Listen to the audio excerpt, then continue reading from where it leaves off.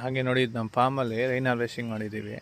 ಈ ಮೇಲೆ ಬಾತ್ರೂಮು, ಮನೆ, ಈ ಶೆಡ್ಡುಗಳು ಮೇಲೆ ಬೀಳೋ ನೀರೆಲ್ಲ ಇಲ್ಲಿ ಬಂದು ಇಲ್ಲಿ ಅಷ್ಟೇ ಈ ಏರಿಯಾದಲ್ಲಿ ಬೀಳೋ ನೀರೆಲ್ಲನೂ ಇಲ್ಲಿ ಪೈಪ್ಲೈನ್ ಮಾಡಿದ್ದೀವಿ. ಹಿಂಗೆ ಬಂದು ಇಲ್ಲಿ ಬಾವಿಗೆ ಹೋಗುತ್ತೆ. ಬಾವಿ ತುಂಬಿ ಎಕ್ಸೆಸ್ ನೀರು ಇಲ್ಲಿ ಪೈಪ್ಲೈನ್ ಹಾಕಿದ್ದೀವಿ, ಅಲ್ಲಿ ಬೋರ್ವೆಲ್ಗೆ ಹೋಗುತ್ತೆ.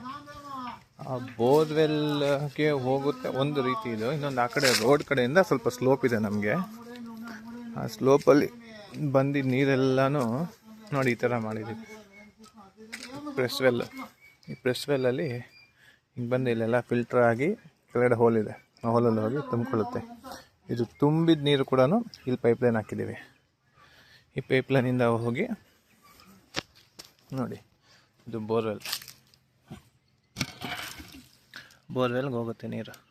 ಸೊ ಈ ಸಿಸ್ಟಮಿಂದ ನಮ್ಗೆ ಬೆನಿಫಿಟ್ ಏನಂತಂದರೆ, ಅಲ್ಲಿಂದನೇ ಆಗಲಿ ಇಲ್ಲ ಇಲ್ಲಿಂದನೇ ಆಗಲಿ ಏನೇ ಮಣ್ಣು ಕಸ ಕಡ್ಡಿ ಏನೇ ಬಂದರೂ ಕೆಳಗಡೆ ಸೆಟ್ಲಾಗಿ ಮಣ್ಣು ಗಿಣ್ಣು ಅದೆಲ್ಲ ಸೆಟ್ಲಾಗಿ ಫ್ರೆಶ್ ವಾಟರ್, ಕ್ಲೀನ್ ವಾಟರ್ ಮೇಲ್ಗಡೆ ತೇಲುತ್ತಲ್ಲ, ತೇಲಿದ ನೀರು ಮಾತ್ರ ಬಂದು ಬೋರ್ವೆಲ್ಗೆ ಹೋಗುತ್ತೆ.